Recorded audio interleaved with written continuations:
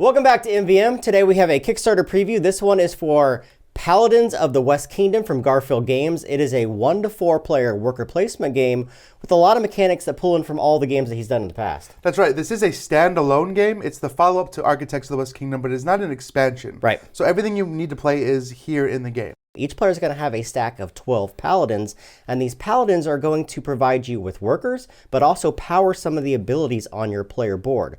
This is a prototype that you're seeing here, so notice that some of the things may change. However, this is pretty close to being done, especially with the graphic design and the art. Let's talk about the components first. Each of the players is going to come to the game with this giant player board. This is actually the worker placement spots, minus a few that are in this middle row that you see here.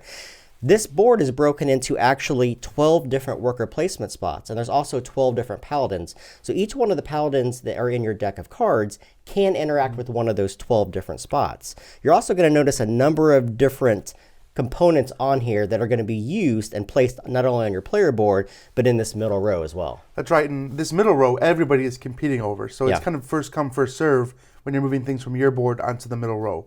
These developments are actually going to move onto spaces in your board and make those worker placement spots a little easier to use. The game's going to take place over 7 different rounds. Each round you're going to flip over one of these cards. The first 3 cards on the thing are the King's Orders. These are end of the game points that you're trying to achieve.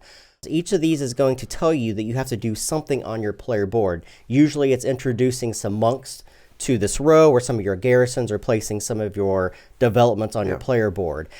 The last ones are new worker placement spots that will be opened up and revealed through the course of the game. Also across the tops, you have the townsfolk. These are members of the community that you're allowed to recruit and place on your side of the board. They're going to give you some kind of ongoing player ability. And then you have the outsiders. These are the people that are going to invade the town. These two can either be combated, or they can also be recruited for end of the game victory points. Yeah, and just like the citizens up here can either be recruited or dismissed, and you'll get different bonuses based on which way you do that. You have a stack of walls. These walls can be built above your player board. These are going to increase one of your 3 different attributes through the course of the game.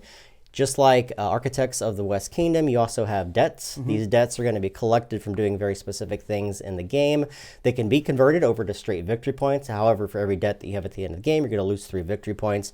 And you also have these suspicion cards. This ties in very specifically to this particular track. Yeah, every time you take a criminal, which are like a purple wild colored meeple, you also have to draw a suspicion card. It's going to give you coins, 1 or 2, maybe 0, drawn from that pool. Right. And when that pool is empty, whoever has the most suspicion is going to take a debt. And that can be really detrimental at the end of the game. Speaking of workers, there's 6 different colored workers. These workers are going to interact with very specific parts on your player board. As Ryan already alluded to, the criminals or the purples or wilds, they can influence any one of the different areas. However, most of the places on your player board require a very specific combination or color of workers that you'll have to use in order to enact that spot. Over here, you have the different areas within the settlement. Each of these are going to be broken into very specific columns that have a outsider below it. And then you have these areas. These are places where you can place your monks or your garrisons in order to gather those abilities. We'll talk about that as we talk about the game itself. So this is how the game works. It's very simple. At the start of the game, you're going to pass this to the next player clockwise. However, at the start or the very beginning, one player is going to start with this. Each player is going to start with 1 provision and then 3 coins. These are used to power a lot of the different abilities in the game. And to hire people from the village. Exactly. You're going to lay out a stack of villagers and then also a stack of outsiders. You're also going to reveal some tavern cards. That's going to be equal to the number of players plus 1. Then you're going to draw cards from your deck. This is how each of the rounds work. On your turn, each player simultaneously is going to draw 3 of their Paladin cards into their hand. And when you look at a Paladin card, they're going to represent a couple different things. At the top of the Paladin card, you're going to notice the number of workers that it can provide to you if that is the Paladin that you choose. Also, it's going to have bonuses. These are going to reflect the 3 different attributes that you're trying to push up on the left side of your player board to gain victory points through the course of the game. These are going to enhance those attributes during the turn that that paladin is in play. And then also across the bottom, you're going to have a power. Each of the different paladins is going to have a power that interacts with one of the 12 different worker placement spots on your board. When you have these 3 cards in your hand, you're going to pick one of them and lay them face down on your player board. This is the paladin that you choose to use that round. The other 2 Paladins, one of them you're going to place on top of your deck, meaning that that could be one of the possible choices for the subsequent round.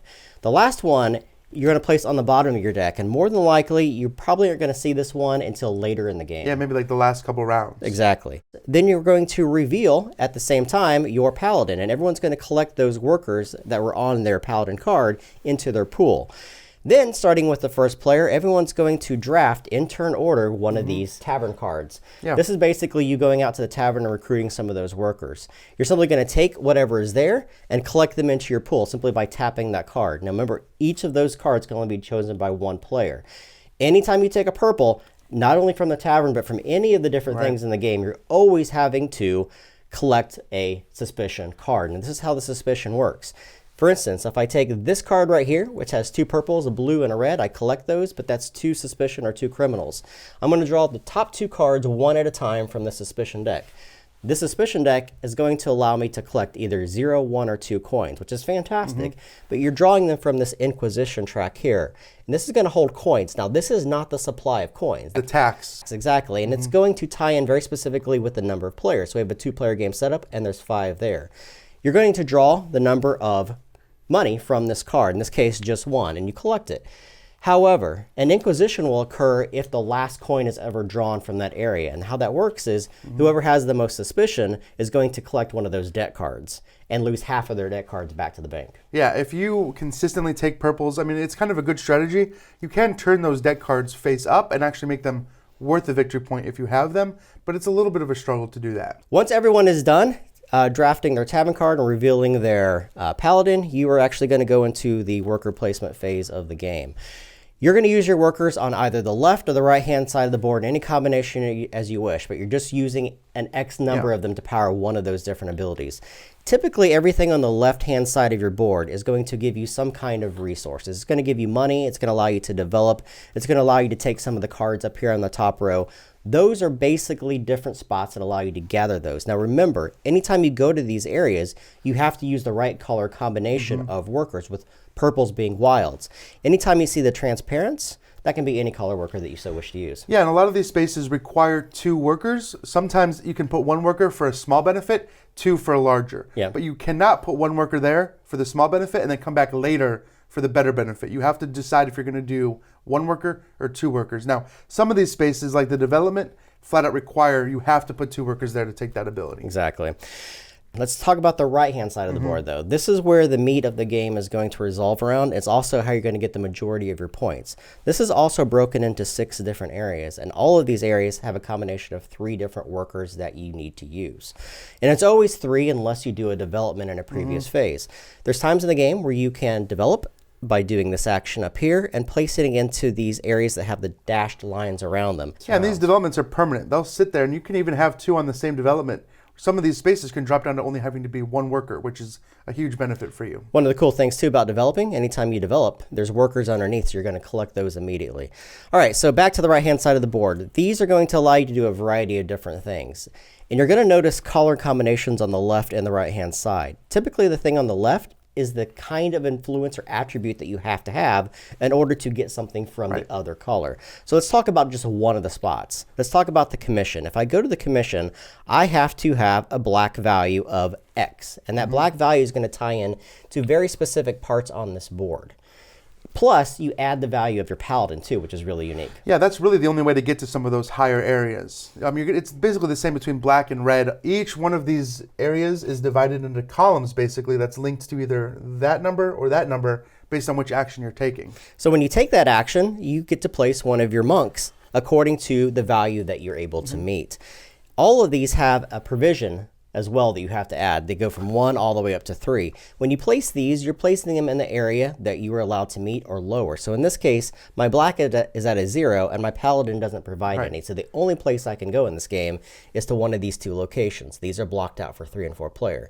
When I go to that location, I'm simply going to collect whatever is in there. The monks are going to go to this board along with the garrisons. They're just 2 different ways of placing pieces on that board. Well, the garrisons work very similar to the monks, except they look at the red number. Yep. And you'll notice there is no 0 for the red. So you have to at least have 1 strength in red to even place a garrison on the board. The Fortify action is going to allow you to gather some of these wall cards. These wall cards are going to be built from left to right across your player board. These are going to increase your red attributes, and it's also going to possibly give you some end of the game victory points or maybe some kind of resource that is printed on the wall itself. Again, these are going to cost provisions as you start building that wall further and further to the right-hand side. Then you have the 3 bottom areas. I'll talk about Absolve. Absolve is very simple.